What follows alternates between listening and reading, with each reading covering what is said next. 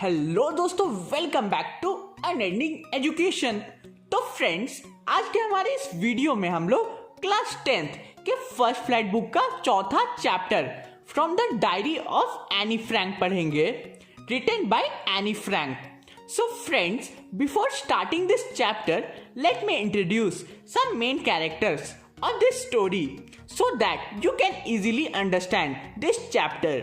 तो हमारे पहले मेन कैरेक्टर है एनालिस मैरी फ्रैंक। ये एनी फ्रैंक का पूरा नाम है।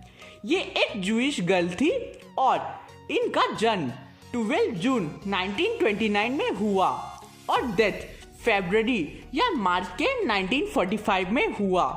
ये बात अभी तक क्लियर नहीं हो पाया है कि रियल में उनका डेथ फरवरी या मार्च में हुआ। हमारे सेकंड कैरेक्टर है ऑटो फ्रैंक। ये एनी के फादर थे। हमारी थर्ड कैरेक्टर है मार्गरेट फ्रैंक। ये एनी के एल्डर सिस्टर थी। नेक्स्ट है एनी की मॉम एडिथ फ्रैंक। फिफ्थ है मिसेस क्यूप्रेस। ये एनी की हेड मिस्ट्रेस थी। और लास्टली 6 नंबर पे है मिस्टर किजिंग, जो कि एनी के मैथ्स टीचर थे। तो आप लोगों ने तो क्लास 10th तक आते आते कभी ना कभी हिटलर के बारे में तो जरूर सुना होगा। हिटलर ने 1933 से 1945 तक जर्मनी पे रूल किया। वो नाजीज पार्टी के पॉलिटिशियन थे और बहुत ही ज़्यादा क्रूएल थे। तो ये जो स्टोरी है वो एक आत्मकथा है, यानी कि ऑटोबायोग्राफी है, जो एनी लिखती है, वो भी केवल 15 साल की एज में।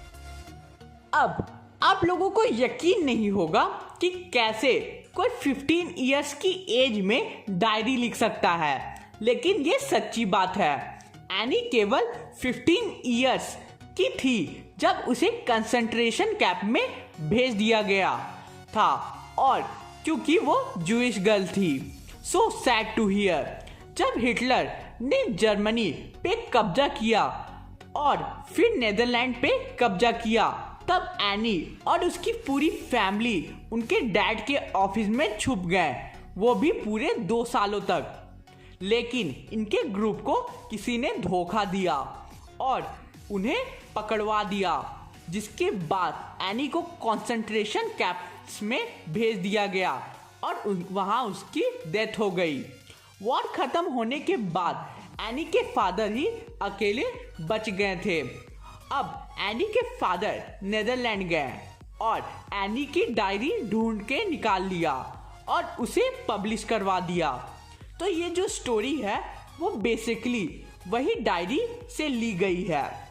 तो चलिए फ्रेंड्स, फटाक से शुरू करते हैं आज का इस चैप्टर के लाइन बाय लाइन एक्सप्लेनेशन को। तो एनी अपनी डायरी को ये बोलते हुए शुरू करती है कि डायरी लिखना मेरी जैसी लड़की के लिए एक स्ट्रेंज एक्सपीरियंस था।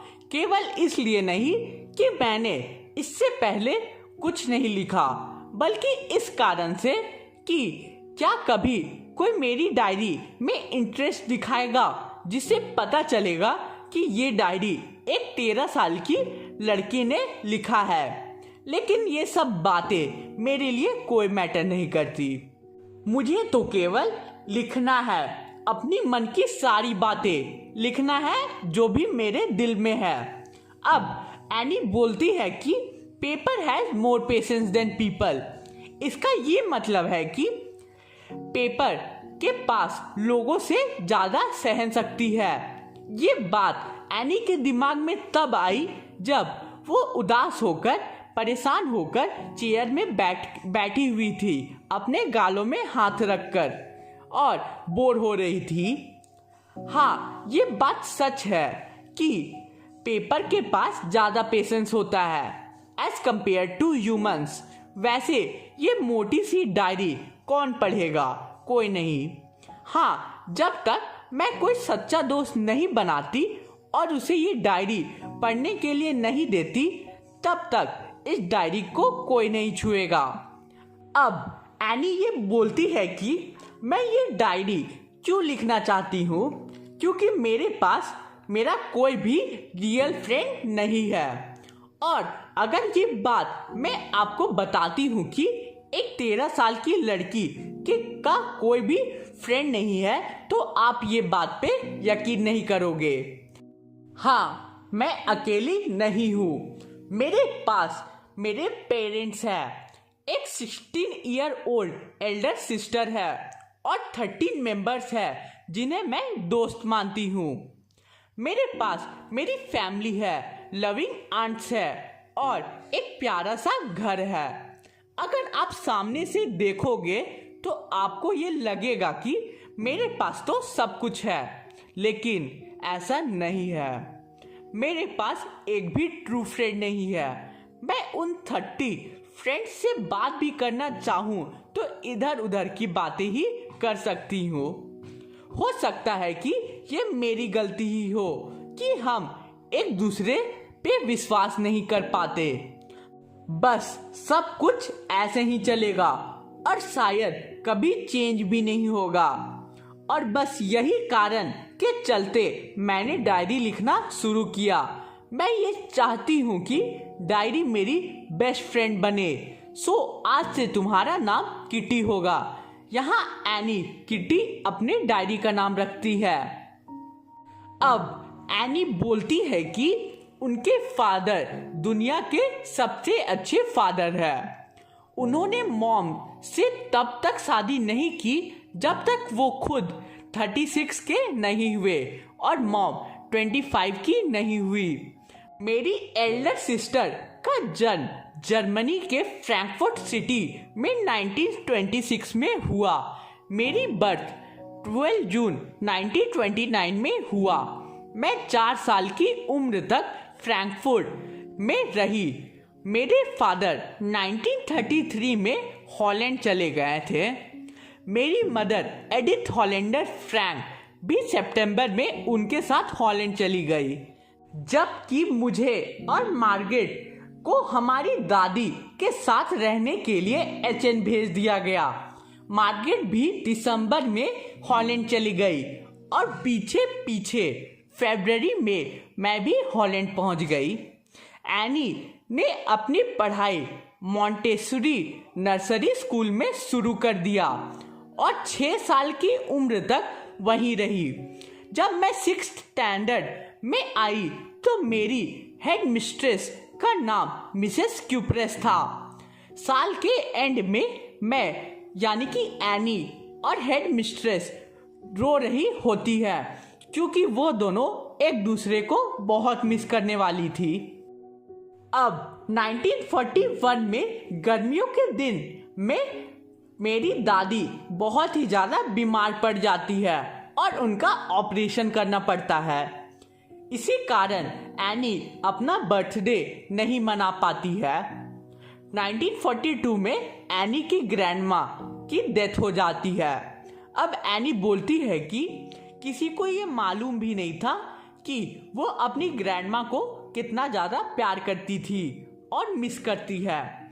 1942 में एनी का जन्मदिन यानी कि बर्थडे नॉर्मल तरीके से मनाया गया और एनी की ग्रैंडमा के लिए भी मोमबत्तियां जलाई गई। अब हम 4 ही जन थे और एक दूसरे के साथ थे। अब एनी बोलती है कि डियरेस्ट किटी, आज सुबह से ही मेरी पूरी क्लास एक दूसरे से बात करने में बिजी थी और उसका ये रीज़न है कि आने वाले टीचर्स के बीच होने वाले मीटिंग में ये टीचर्स लोग डिसाइड करने वाले थे कि कौन सा स्टूडेंट नेक्स्ट क्लास में प्रमोट किया जाएगा और किसे वहीं पे उसी क्लास में रोक दिया जाएगा। आधा से ज़्यादा क्लास एक दूसरे से बेट लगा रहा था।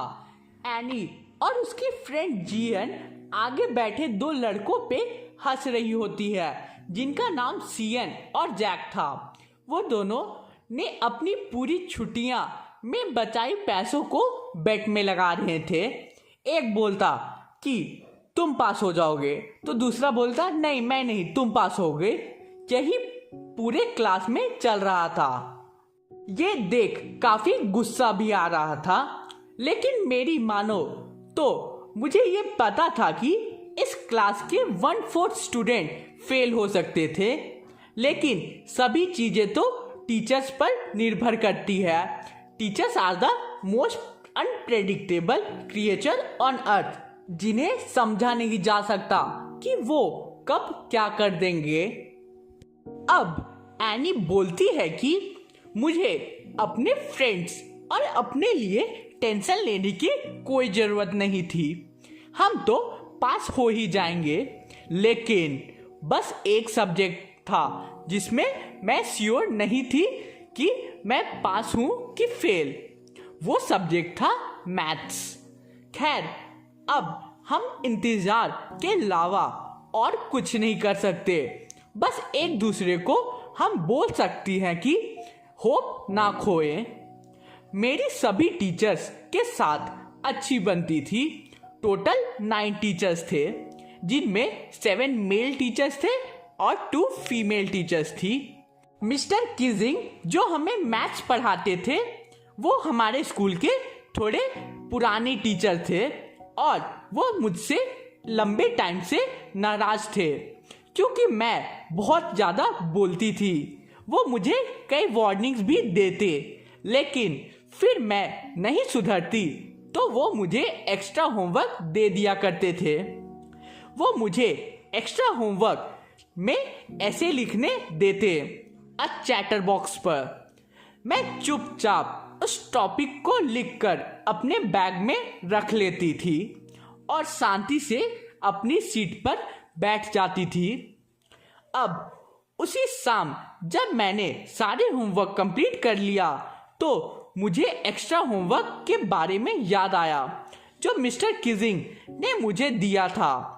फिर मैं अपने पेन के टिप को माउथ में दबा कर सोचने लगी कि आखिर लिखा क्या जाए। कोई भी कुछ भी लिख सकता है, लेकिन वो वर्ड्स कन्विंसिंग भी तो होने चाहिए। ऐसा थोड़ी कि पेन उठाया और कुछ भी लिख डाला। काफी देर सोचने के बाद मैं मिस्टर किजिंग के दिए गए एक्स्ट्रा होमवर्क पर 3 पेजेस लिख डाला और अब मैं सेटिस्फाइड थी। मैंने ये लिखा कि बोलना स्टूडेंट्स का एक फीचर है और शौक है, लेकिन अब से मैं कोशिश करूंगी कि कम बोलूं। लेकिन मैं केवल कोशिश ही कर सकती हूँ, बंद नहीं कर सकती। ये गुण मेरे में मेरी मॉम से आई है, जिसे मैं हटा नहीं सकती। अब एनी बोलती है कि जब मिस्टर किजिंग ने मेरा ये ऐसे पढ़ा तो वो हंसने लगे, लेकिन जब मैंने नेक्स्ट लेसन में फिर से बात की तो उन्होंने मुझे फिर से एक टॉपिक दे दिया, इनकॉरिजिबल चैटर बॉक्स। 2 लेसन तक उन्होंने मुझे कुछ नहीं कहा, लेकिन सेकेंड लेसन में उन्होंने कहा, एनी फ्रैंक, तुम्हें पनिशमेंट की तौर पे एक ऐसे लिखना पड़ेगा जिसका टाइटल होगा quack quack quack said mistress chatter box. ये टॉपिक सुनकर पूरा क्लास जोर जोर से हंसने लगा। मैं भी उनके साथ हंसने लगी। लेकिन अब टाइम आ गया था कि कुछ ओरिजिनल लिखा जाए। मेरी फ्रेंड सेनी जो पोएट्री लिखना अच्छे से जानती थी, उसने बोला कि वो मेरी हेल्प करेगी इस ऐसे को लिखने में। ये सुन एनी खुशी से उछल पड़ती है। मिस्टर किजिंग ने मुझे ये टॉपिक इसलिए दिया था ताकि मेरा मजाक बना सके, लेकिन अब मैं उनका मजाक बनाऊंगी। मैंने मेरे पोयम को खत्म किया जो एक मदर डक और एक फादर स्वैन पर था, जिसके 3 डकलिंग बच्चे थे, जिसे उनके ही फादर स्वैन ने मार दिया क्योंकि वो बहुत ज्यादा बोलते थे। मिस्टर किजिंग ने ये पोयम सही वे में लिया और मेरे क्लास के साथ साथ दूसरे क्लास में भी मेरा ये पोयम पढ़ा और उस दिन के बाद एनी को मिस्टर किजिंग ने कभी भी बात करने से मना नहीं किया। So friends, this was the full explanation of this chapter. उम्मीद करता हूँ कि आपको मेरा ये एक्सप्लेनेशन अच्छे से समझ आ गया होगा। आपको ये वीडियो कैसी लगी कमेंट करके ज़रूर बताइएगा। तो मिलते हैं नेक्स्ट वीडियो में। Thanks for watching the video.